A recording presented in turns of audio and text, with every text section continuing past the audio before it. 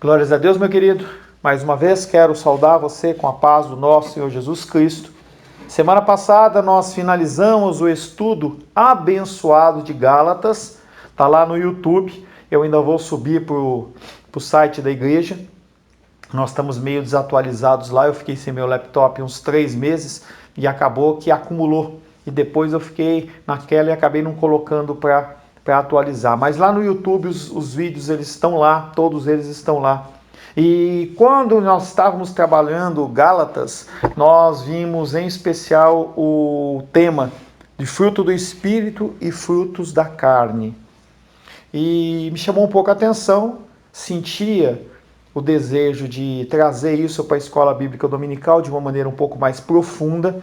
E a nossa irmã Shirley acabou falando comigo o que eu achava, se tinha algum material, e aquilo foi como uma testificação para mim. E eu estou trazendo para vocês. Nós vamos iniciar hoje o estudo do fruto do Espírito singular, eu vou explicar isso, e frutos da carne. Quero pedir a Deus que possa nos abençoar nesse início de estudo. Que o Senhor ele possa trazer sobre a minha vida e sobre a sua vida o entendimento. Que o Espírito do Senhor ele possa preencher as lacunas que este vaso imperfeito não tem condições de trazer. E que você possa ser instruído nesse estudo. Já te informo que ele não é um estudo simples, não é um estudo fácil, tá? Eu vou elevar um pouquinho o nível desse estudo a nível de faculdade, não quer dizer que você não vai conseguir acompanhar, vai sim. Eu vou tratar com temas bem, vou usar a linguajar bem tranquilo para você, tá? O texto base que eu tenho os livros que eu estou trabalhando com ele. Se você quiser, você me manda no particular uma mensagem, eu mando em PDF o material que eu estou usando, tá? Se você quiser acompanhar. Mas é algo que vai mexer muito comigo e vai mexer muito com você. Porque uma coisa é você cometer pecados sem saber que eles são pecados. E outra coisa é você ter o entendimento, ter a capacitação da sua mente, da tua sabedoria, do teu entendimento, e o Espírito Santo ele vir confrontando você na sua vida. Vai ser um estudo muito difícil. Vai ser um estudo muito duro para mim e para você.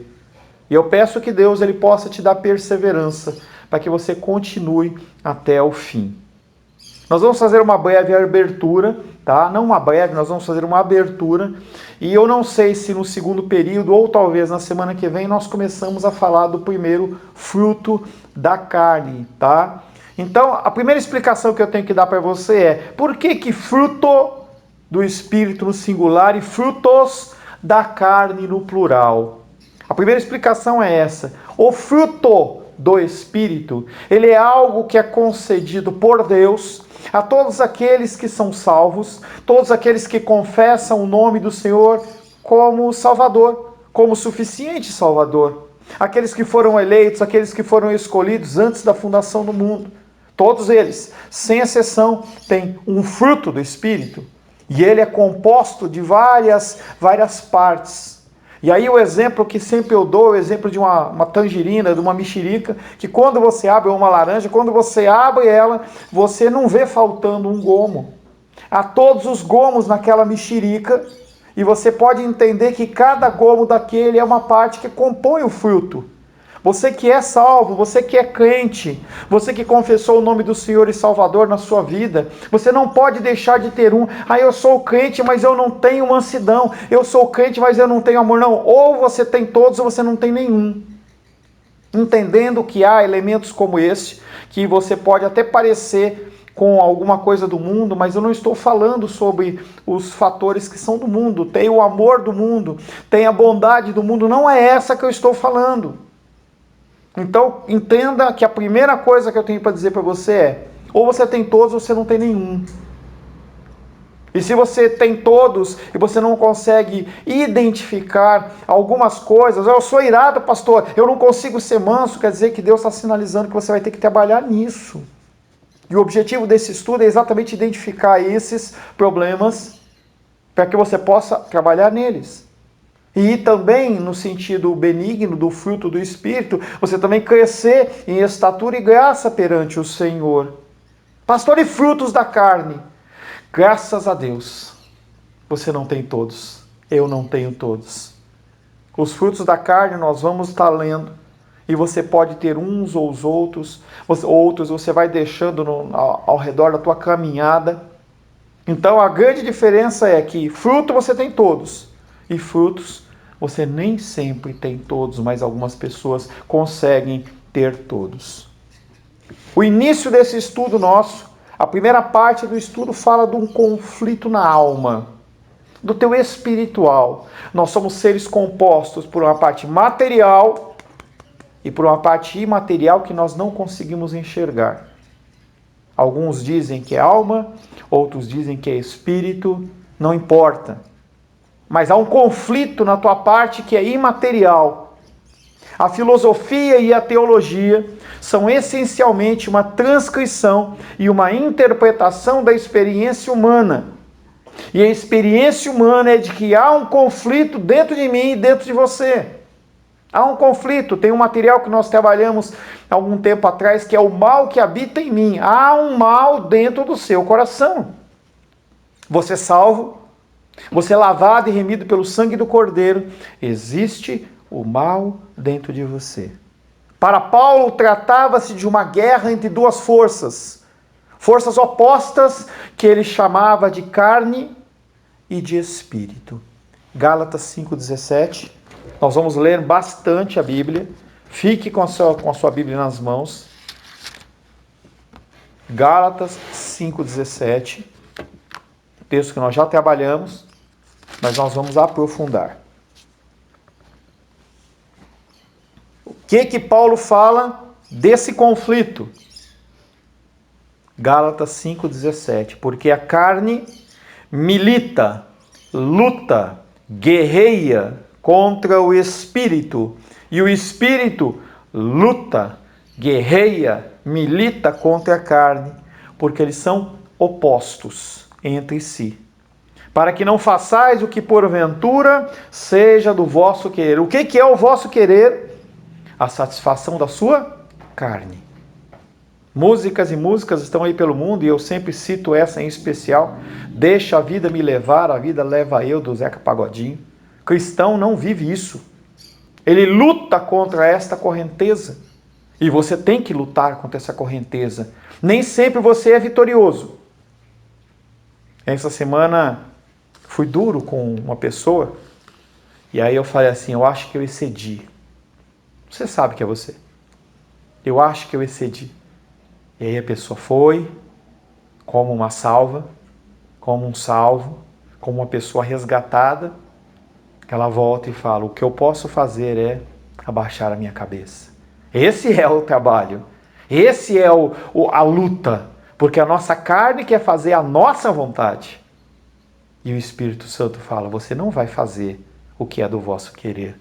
Ou pelo menos te constrange. Romanos capítulo 7. Romanos capítulo 7. Versos 22 e 23. Romanos capítulo 7. Versos 22 e 23. Não abra mão de ter a Bíblia na sua mão. Não abra mão. Ficou bonito, né? Abra a mão, Bíblia na sua mão. Por quê? Didaticamente, quando você ouve, você aprende uma quantidade, você retém uma quantidade de ensino. Se você ouve e você vê, você lê, é mais. É uma outra oportunidade. Por isso que eu falo para vocês. Quando possível, leia as Escrituras em voz alta, que você vai gravar mais. Mas Romanos capítulo 7, verso 22 e 23 diz, porque no tocante ao homem interior, tenho prazer na lei de Deus.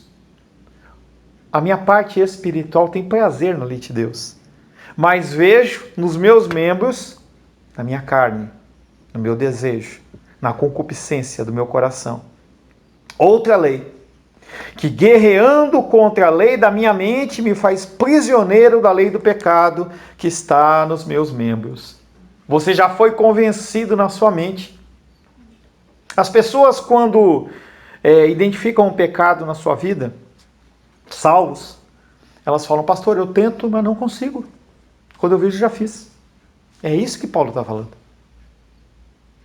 Você no espírito, seu espírito está pronto. Ele diz, vem Senhor, Maranata. Mas a sua carne luta. Ela quer vencer. Ela quer que você volte à condição que você era antes. Quantas pessoas já passaram na nossa igreja? Quantas pessoas já passaram comigo no ministério? Em que as pessoas começaram bem, e aí o caminho, a vida, as situações fizeram com que o barco delas virasse. Se encontram perdidinhas. Eu oro para que Deus as resgate. Não necessariamente para ir para a nossa igreja, mas para ir para uma igreja. Eu me preocupo com essas pessoas. Aqui estava para Paulo o dilema da situação humana, uma guerra. Não há paz, não há bandeira branca. Agora nós vamos fazer um acordo aqui e fica tudo certo. Não existe isso. Não há essa possibilidade. Paulo não foi de modo algum a primeira pessoa que viu a vida em termos do conflito interno. Não foi só Paulo que falou sobre isso. Parece que não. Ninguém nunca viu isso. E aí Paulo traz esse tema, não. Os judeus, eles tinham na sua doutrina este conceito de uma natureza boa e uma natureza má. Quando nós olhamos nas religiões orientais, a gente vê bastante esse dualismo do bom e mal. Branco, preto, no sentido de trevas, né? De pureza e malignidade. Você vê, apesar das escrituras falarem de Lúcifer como um anjo de luz, a gente sempre vê ele como alguma coisa nas escuridões. Filmes de terror, eles exploram isso porque se pensa que o quê? As trevas, elas estão nas escuridões. Mas os judeus, eles também tinham na sua cultura esse pensamento, o bom e o mal. No homem, conforme entendia, havia duas naturezas, de modo que este sempre estava na situação de alguém que é atraído em duas direções.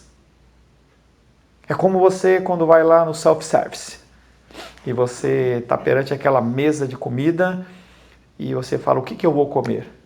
Por que os pratos no self-service eles são grandes?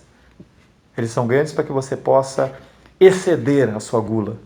Para que você possa olhar para todas aquelas opções e falar assim, eu quero um pouquinho de cada. E nós temos sido doutrinados espiritualmente nessa cultura do fast food, nessa cultura dessa quantidade de pratos assim à sua disposição. Os judeus viam isso e você é atraído. E entenda que não tem como você colocar uma porçãozinha de fruto da carne e uma porçãozinha de fruto do espírito no mesmo prato. Você, como cristão, não pode viver isso. O homem é, no sentido mais literal, confundido, colocado em dúvida. Eva, Jardim do Éden. Eva, Jardim do Éden. Tinha tudo. Alimento, moradia, comunhão com o Senhor. E aí a serpente, Satanás, chega para ela e coloca a dúvida. A única coisa que precisa para você pecar chama-se a dúvida. É como se ficassem um do lado e do outro dois anjos. Lembra aqueles desenhos? Do lado esquerdo, um anjo ruim, um demônio. Do lado esquerdo, do lado direito, um anjo bom. E um fala, faz isso. O outro fala, não faz isso. E fica aquela guerra. E você não sabe o que seguir. Até que você decide, aí você pega e dá um tapa no anjo que você não quer ouvir. Eu não quero ouvir o anjo bom, eu dou um tapa. É como se ficassem ao lado dele dois anjos, um anjo bom, acenando-lhe para que suba, e outro anjo mau te puxando para baixo. Essa natureza ou impulso mau é tão básico à humanidade que alguns rabinos acreditavam que o próprio Deus criara. E isso é uma das grandes questões que não tem resposta. Você pode procurar em toda sorte de literatura e você não vai descobrir de onde veio o mal. Porque o raciocínio houve um tempo em que havia apenas Deus Pai, Deus Filho e Deus Espírito Santo. Depois foram criados os anjos, foram criadas todas as coisas, os planetas, os seres. E de onde veio o mal? Essa é a pergunta que as pessoas fazem. Teólogos e teólogos, estudiosos procuram essa resposta e não encontram. Porque senão chega numa hora que a pessoa fala assim, bom, se no início só havia Deus Pai, Deus Filho, Deus Espírito Santo, ou havia o mal nele, ou ele criou depois. Se ele criou, por que ele criou? Então isso não é o nosso tema de discussão. Não gaste, não perca o seu sono em relação a isso, porque você não vai chegar em uma conclusão. Mas naquela época os judeus chegaram ao ponto de pensar, o próprio Deus criou. Gênesis 8, 21.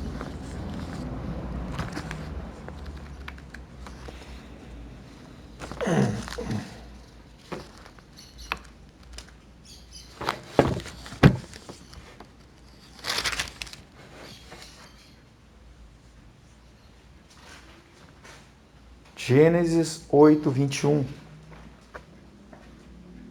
E o Senhor aspirou o suave cheiro e disse consigo mesmo, não tornarei a amaldiçoar a terra por causa do homem, porque é mau o desígnio íntimo do homem desde a sua mocidade. Nem tornarei a ferir todo vivente, como fiz, texto, logo após o dilúvio. De onde veio esse mal? Não sei te dizer. Não há ninguém que possa saber dizer para você. A realidade é que esse mal existe. Um rabino interpretou o arrependimento de Deus, Gênesis 6,6, diz que Deus se arrependeu de ter criado o homem, no sentido que Deus realmente se arrependeu de ter colocado algo mal no homem. Não está certo isso. Não é um pensamento correto, mas é o ser humano tentando uma explicação de onde vem esse mal. O impulso mal estava espreitando o homem quando emergia do ventre. Gênesis 4:7. Isso é interessante, abre aí. Gênesis 4:7.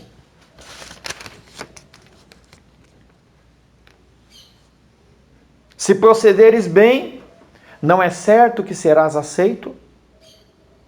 Se todavia procederes mal, eis que o pecado jaz à porta. Que porta é essa? O seu desejo será contra ti, mas a ti cumpre dominá-lo. Que porta é essa? Essa porta é a porta do ventre.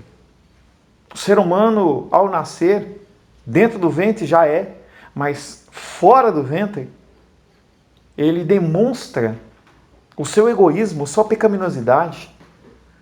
Bebês, você olha para o bebê e fala assim, que lindo, que fofo. Tem uns que nascem com cara de joelho. Você não pode falar isso para as mães e para os pais, mas é a realidade. Tem outros que nascem mais bonitinhos.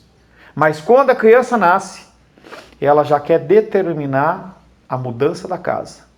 É como se ela declarasse, olha, eu cheguei, eu quero meu espaço, vocês vão me servir.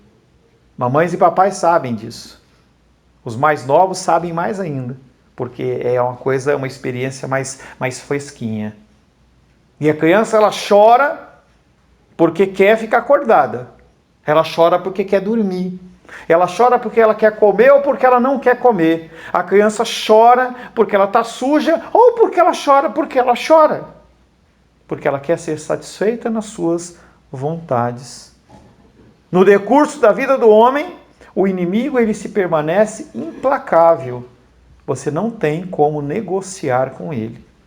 Não há possibilidade de você falar assim, vou dar uma trégua, vou tirar férias. Não, ele te assola, ele te ataca em tudo, em todos os momentos. E não é questão de você ver o demônio em tudo, é questão de que ele não tira folga. Você deixa de ler a Bíblia e ele não para de te atazanar. Você deixa de orar, ele não para de te atazanar. Você deixa de ir para a igreja e ele continua te atacando, porque ele quer te ver no chão. O conflito da alma fazia parte da cultura judaica. Aquilo que se podia dizer do pensamento hebraico era igualmente verídico no pensamento grego. A cultura grega, ela é responsável pela grande degradação do ser humano. Quando nós passarmos para o primeiro fruto da carne, que nós vamos começar a trabalhar com o fruto da carne, você vai ver o pensamento vigente na época na Grécia. E eu tirei os mais pesados e deixei alguns mais ali, mais light. Mas a coisa era tremendamente pesada. E essa cultura grega, ela invadiu inclusive a cultura romana e nos alcança nos dias de hoje, nos mostrando, nos ensinando que não tem nenhum problema você viver imerso nos frutos da carne. O pensamento hebraico, ele era semelhante ao pensamento grego. Platão descreve a alma como carroceiro, cuja tarefa é dirigir com 2 arreios, 2 cavalos. Um cavalo nobre é a razão. Um cavalo indócil, que é a paixão. O cavalo de natureza má sobrecarrega o carro e arrasta para a terra. Aqui também há o mesmo quadro de guerra e tensão, sempre com a terrível possibilidade da ruína como consequência. E a visão de Platão era uma carroça, que é você, é a sua vida. E todo fardo que é colocado ali é colocado pelo cavalo mau, que puxa pelo lado que ele quer. E a figura que ele fala é um cavalo que quer ir para baixo, que quer atrapalhar, que quer fazer com que a tua caminhada ela seja uma caminhada cada vez mais dificultosa. Enquanto o cavalo bom ele fica se esforçando. É muito fácil você fazer a sua vontade da carne e é muito difícil você fazer a vontade do Espírito. Eu sei o peso que é quando eu chego para você e falo, você já leu da semana passada? E você fala, não consegui ler. Entenda que eu sei que é difícil isso. Mas se eu der alento a você, você vai cada vez mais dar ouvidos à tua carne. Por isso que eu bato tão pesado em relação à leitura das Escrituras. Este conflito no íntimo está presente como um refrão nos escritos dos romanos e dos gregos. Vejo as coisas melhores e concordo com elas, mas eu sigo as piores. Ditado grego e romano. Os homens amam e odeiam os seus vícios ao mesmo tempo. A pessoa que tem um vício, e o vício não necessariamente precisa ser de drogas ou de bebida. O vício pode ser de qualquer coisa que você goste. Inclusive dormir, comer. Eu tenho visto alguns pelo WhatsApp, chamada de vídeo, eu vejo que alguns estão gordinhos. Nós somos atraídos para isso. Você sabe que você precisa se alimentar bem, você sabe que você precisa se exercitar, e você não consegue, porque a tua carne te leva para onde? Para baixo. Para alguns, o começo da filosofia tem sua origem na descoberta do homem, da sua própria incapacidade e fraqueza de fazer as coisas que são necessárias. Qual, pois, é a razão da existência deste conflito? Onde se acha o poder desta força maligna? A esta pergunta, o mundo antigo respondia de modo unânime, dizendo que o poder do mal e destruidor reside na carne do homem. Nós vamos ver um pouco mais para frente. Um dos ensinos gnósticos era, gnosticismo era uma religião muito antiga, em que as pessoas elas tratavam no sentido de que você tem que acrescentar na sua mente. Quanto mais culto e sábio você for, melhor. Quanto mais você se evoluir na mente, melhor. E eu não digo que isso é ruim. O problema é você ficar tão soberbo, que foi o tema da palavra da semana passada, tão altivo, que você não se deixa ser alcançado pelas coisas do Espírito. Aqui também temos uma transcrição da experiência humana. Os homens conheciam muito bem o número das suas tentações. Você sabe o que te atrai. Seja a pornografia, seja a comida, seja a cama, seja o que quer que seja. Os homens sabiam que seria muito fácil tornarem-se bom se fossem pessoas sem corpo. Porque a culpa não é minha, a culpa é do meu corpo. Quantos adultérios são justificados por isso, dessa forma? O meu marido, a minha esposa, não quer ter relações comigo, então eu sou o homem e eu preciso. E aí procura algo fora. A prostituição é uma profissão tão antiga quanto o pecado, porque os seres humanos, eles procuram a satisfação do seu corpo e se falar, não, a culpa não é minha. A pessoa que usa drogas fala assim, eu não consigo resistir. Em alguns casos, sim, há dependência física, mas a maior dependência ela é mental. Esse pensamento está presente no judaísmo. Um corpo perecível é um peso para a alma, e esta tenda terrestre é um fardo para a mente pensativa, pensamento judeu, em que eles identificavam as pessoas sendo tendenciosas por causa da nossa carne. O mal do corpo veio a ser uma das ideias dominantes do pensamento hebraico. Qual é o inimigo da nossa alma? Qual é? Há 3 maneiras que Paulo usa para se referir ao corpo. E agora nós vamos aprofundar um pouco mais. Se prepare para abrir a sua Bíblia. Paulo, dentro dos escritos, Romanos, Gálatas, Efésios, Filipenses, Colossenses, Tessalonicenses, Timóteo, Tito, Filemão, ele trata de 3 formas, de 3 maneiras, ele se refere ao corpo. A primeira delas, ele fala de uma maneira que é perfeitamente neutra, em que significa simplesmente o corpo físico que cada homem possui. A nossa carne, todo mundo tem. A menos o Gasparzinho, o fantasminha camarada, e a gente sabe que fantasma não existe.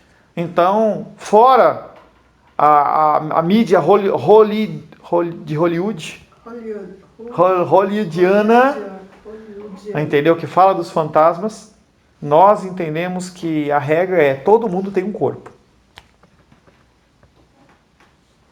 Fala dos pagãos que desonram os seus corpos com seus excessos e perversões sexuais. Romanos capítulo 1, verso 24.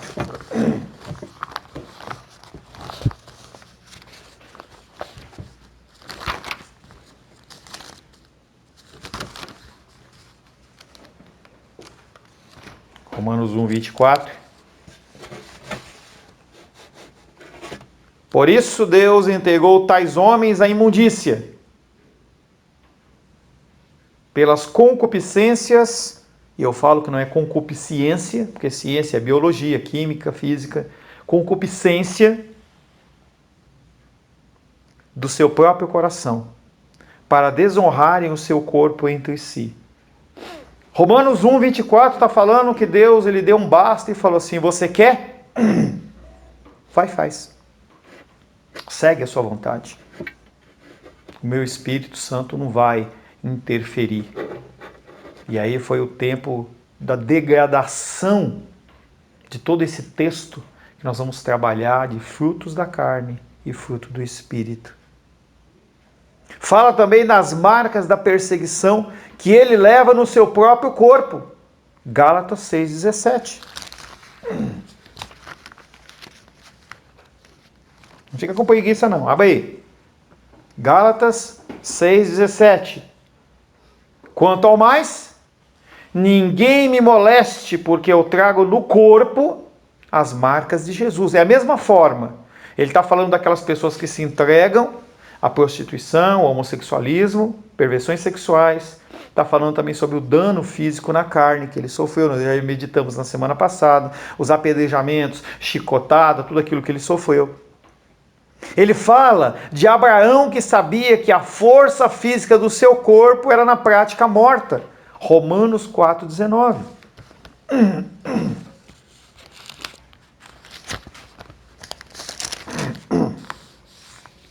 Aqueles que estão debaixo da coberta. Eu sei que é difícil você tirar de mão debaixo da coberta, mas tira para achar o texto. Romanos 4,19. E sem enfraquecer na fé, embora levasse em conta o seu próprio corpo amortecido, sendo já de 100 anos e a idade avançada de Sara. O apóstolo Paulo, ele está falando que a força do seu corpo já era. Mas na mente ele sabia que a palavra de Deus tinha que se cumprir. 2 vezes ele usa o corpo físico e suas partes como símbolo da igreja, como corpo de Cristo. Romanos 12, 4.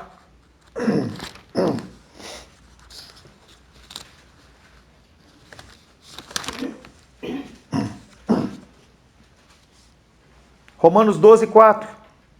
Porque assim como num só corpo temos muitos membros, mas nem todos os membros têm a mesma função. E aí ele fala do corpo de Cristo composto das minhas aptidões espirituais e das suas aptidões espirituais. Verso 5. Assim também nós, conquanto muitos, somos um só corpo em Cristo e membros uns dos outros. Essa comparação que Paulo faz do corpo físico com o corpo espiritual. Tem outras passagens, mas tudo dentro desse contexto. Nessas passagens, refere-se ao corpo simplesmente no sentido físico. E ele não fala nada de favor ou contra. Ele não está falando que esse corpo físico ele influencia em nada. Ele está apenas fazendo comparações. Ele está mostrando a função do corpo físico dentro de uma posição neutra. Segunda maneira que Paulo usa dentro de todas as suas cartas. Ele fala do corpo de uma maneira que subentende a imperfeição e o perigo dele. Ele fala de um corpo pecaminoso. Romanos 6,6. Romanos 6,6. Sabendo isto, que foi crucificado com ele o nosso velho homem, a nossa velha carne, para que o corpo do pecado seja destruído e não sirvamos o pecado como escravos. Você consegue ver a diferença do primeiro para o segundo? O primeiro ele está falando de um corpo físico. Agora ele já está falando de um corpo, usando a palavra corpo, ele está trazendo para um termo espiritual, que quando nós fomos crucificados em Cristo, na cruz, quando nós dissemos sim na nossa vida temporal, quando antes da fundação do mundo, o Senhor falou assim, eu quero fulano para mim, havia diferença de um corpo físico e um corpo espiritual. Ele fala de um corpo mortal, Romanos 6,12. Romanos 6,12. Novamente ele vem falando desse corpo espiritual. Não reine, portanto, o pecado em vosso corpo mortal, de maneira que obedeçais às suas paixões, os seus desejos. Ele fala de um corpo destinado à morte, Romanos 7,24. Desventurado homem que sou, quem me livrará do corpo desta morte? Ele fala do corpo morto por causa do pecado, Romanos 8,10. Se porém Cristo está em vós, o corpo na verdade está morto por causa do pecado, mas o espírito é vida por causa da justiça. Declara que o corpo deve ser escravizado, 1 Coríntios 9,27.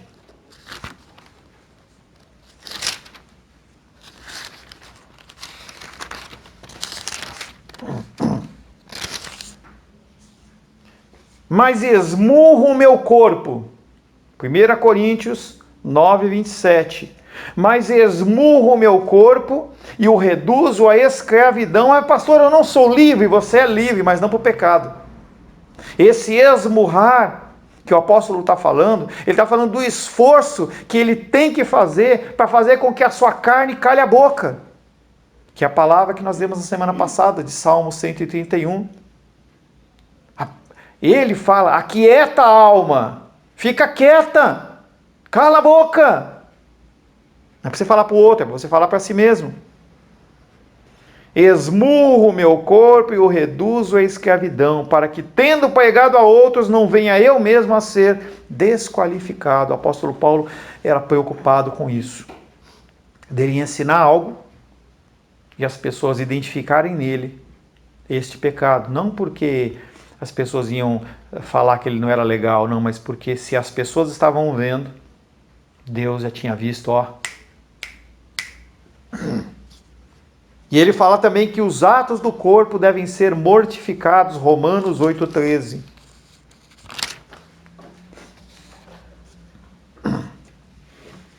Romanos 8,13, porque se viverdes segundo a carne, caminhais para a morte. Romanos 8,13. Mas se pelo Espírito mortificardes os feitos do corpo, certamente vivereis. Quem faz essa mortificação é você. Quem faz o crescimento espiritual, a santificação progressiva, com a ação do Espírito, com a assessoria do Espírito, com a perseverança de Deus, é você. Quem tem que dizer não é você. Pastor, estou orando para Deus tirar esse desejo. Você tem que tirar. Ele morreu na cruz do Calvário para te dar essa oportunidade, essa possibilidade. O Espírito Santo, ele te constrange que isso é errado. A função dele é essa. A função dele é essa, não é? A função sua é você agir no seu corpo. Você sabe que você tem problema de diabetes. Não tome Coca-Cola ou qualquer tipo de refrigerante. Cuida. Você tem problema de pressão. Caminhe. Ah, pastor, isso é fácil. É nada. Você tem problema de colesterol. Corta a gordura. Você tem problema de pressão. Tira o sal. Você tem problema de pornografia. Leia as escrituras. Ore mais. Simples assim? Simples assim. Porque você tem que se imaginar como um copo ou como uma jarra. Se essa jarra estiver cheia do Espírito Santo, não cabe mais nada. Derrama. Faz esse teste. Vai depois no intervalo lá na cozinha, pega um copo e enche no limite dele. E tenta colocar mais. Quem que vai sair? A que já estava dentro? Ou a que você está colocando? Faz o teste. Espiritualmente é a mesma coisa. Por que as pessoas padecem? Por que eu padeço? Por que você padece? Porque nós não dedicamos o tempo necessário para o Senhor. Aqui o corpo é visto como a parte do homem que em qualquer caso é destinada à morte e à decadência. Você não vai melhorar no sentido físico. O teu corpo, ele está sendo consumido. E se você não lutar contra isso, seu espírito vai junto. O corpo é visto como a parte do homem que em qualquer caso é destinado à morte e à decadência. E há a implicação de que o corpo é grandemente responsável pelo pecado do homem. E de que há coisas ligadas ao corpo que devem ser eliminadas para sempre. Você precisa eliminar fatores que te trazem o pecado. E não é Deus que vai fazer isso. Há um tempo atrás, há um mês atrás, minha esposa estava lendo um livro e ela falou um negócio que testificou comigo. Se você tem problemas de pornografia, por que você vê filmes sensuais? Se você tem problemas de colesterol, ou você tem problemas de diabetes, ou qualquer problema físico, por que você se alimenta como se alimenta? Eu vejo as pessoas da nossa igreja, que são as pessoas que a gente tem mais contato, em que as pessoas elas têm problema de saúde. E é quase que necessário chegar para a pessoa num evento qualquer da igreja, ou de qualquer lugar, e falar assim, para de comer, come menos. Não, pastor, mas eu gosto, eu mereço. Você merece e você vai se matar. Isso vale para o físico e vale para o espiritual. Primeiro, o corpo como um ser neutro. Segundo, o corpo imperfeito e perigoso que colabora para a sua pecaminosidade. E a terceira forma que o apóstolo Paulo se refere ao corpo, em todas as suas cartas. Paulo nunca subentende que o corpo como tal é incurável e que não serve para nada senão para destruição. Apesar do seu corpo ele te levar para o mal, ele pode ser curado. Ele pode ser tratado fisicamente? Fisicamente. Espiritualmente? Espiritualmente. Se você se dedicar a trabalhar nas suas dificuldades, nos frutos da carne, naturalmente isso vai tender a se reduzir. É normal, gente. Pegando a analogia do corpo, é por isso que o apóstolo Paulo usa o corpo. Se você está com dor muscular, se está com dor e você conseguir, com uma orientação médica, fazer um exercício, começar a fazer uma alimentação saudável, você melhora a sua disposição. Você não precisa mais dormir 12 horas. O problema dessa pandemia é que as pessoas elas querem dormir demais. Eu quero aproveitar. E aí você dorme. Falava com duas pessoas essa semana passada, acho que foi.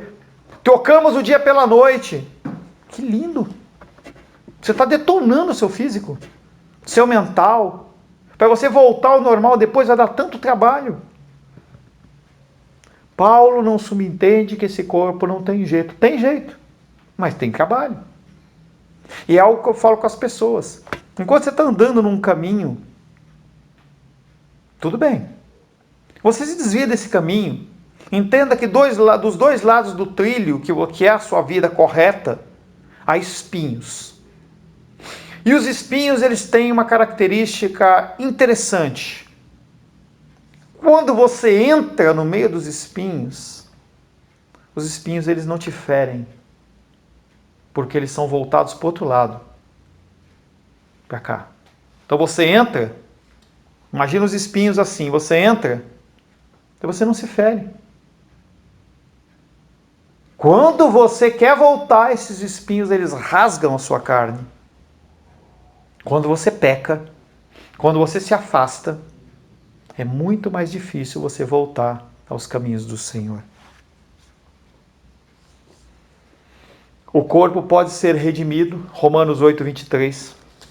Abre aí. Romanos 8, 23.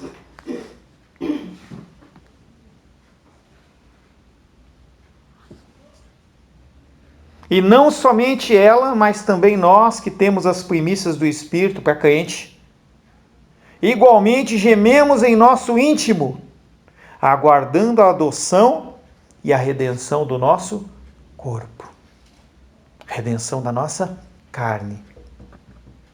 Nós somos transformados. Filipenses 3, 21. Gálatas, Efésios, Filipenses. Filipenses 3, 21. Filipenses 3, 21. O qual transformará o nosso corpo de humilhação para ser igual ao corpo da sua glória, segundo a eficácia do poder que ele tem de até subordinar todas as coisas. O corpo deve ser oferecido como um sacrifício a Deus. Romanos capítulo 12, verso 21. Pastor, por que você não lê todos os textos de Romanos? Não, porque eu quero ver você mexendo nas folhinhas aí. Romanos 12, 21. Não te deixes vencer do mal, mas vence o mal com outro mal? Não. Vence o mal com o bem. E com ele e nele o homem pode glorificar a Deus. 1 Coríntios 6, 20.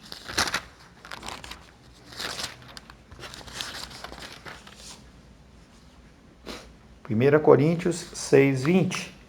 Porque fostes comprado por preço, agora, pois, glorificai a Deus no vosso corpo, no vosso agir. Aquele que é do Espírito, também anda no Espírito. O corpo tem que ser o templo do Espírito Santo, e para o cristão ele o é. 1 Coríntios 6,19, não há necessidade de abrir, ele fala assim que você é o templo do Espírito Santo. Antigamente havia o tabernáculo, havia o primeiro templo de Salomão, um segundo templo que foi construído depois da volta de Esdras e Neemias.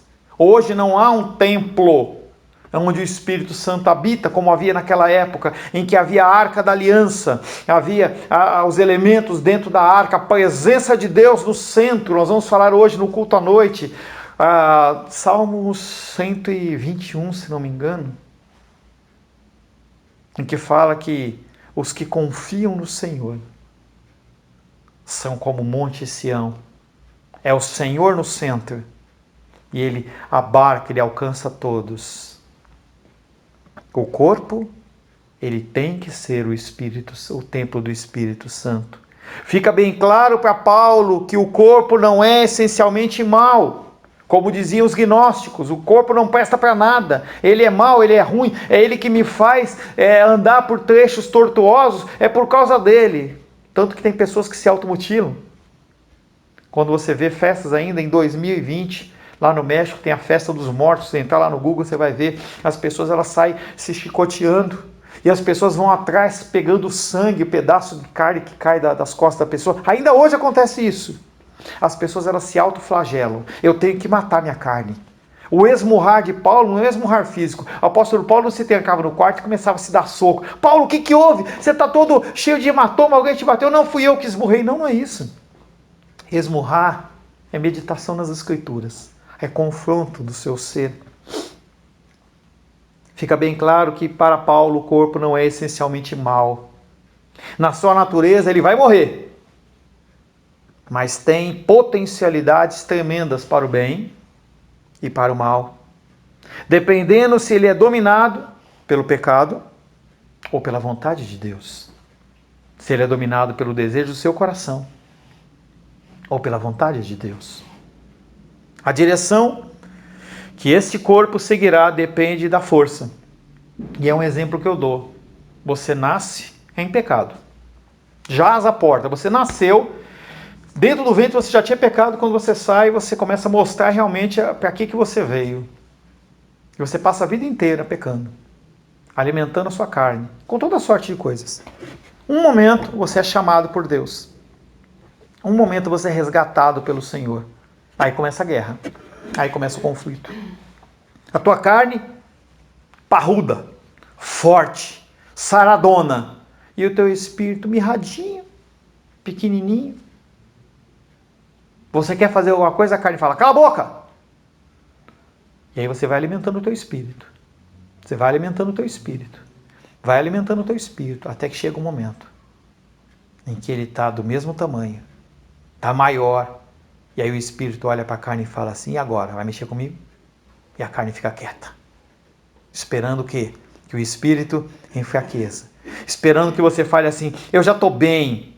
Eu já estou espiritualmente legal. Está tudo certo. Eu posso parar de ler. Agora eu não preciso ler tanto. Eu não preciso meditar tanto. Eu não preciso ir mais na igreja. Eu posso fazer... Não. Aí o espírito... A carne fica só esperando. Quando ela vê que há possibilidade, ela te dá uma rasteira. E você cai. Você fala... E a palavra de Deus diz, aquele que está em pé, cuide para que não caia. A direção que seguirá depende da força que o controla, para o bem ou para o mal. Mas agora, chegamos à palavra muito mais difícil. Não o corpo, a carne. E isso vai ser tratado depois do nosso intervalo. 15 minutinhos de descanso para você ir lá tomar água, decidir se você vai voltar ou não. Espero que você volte.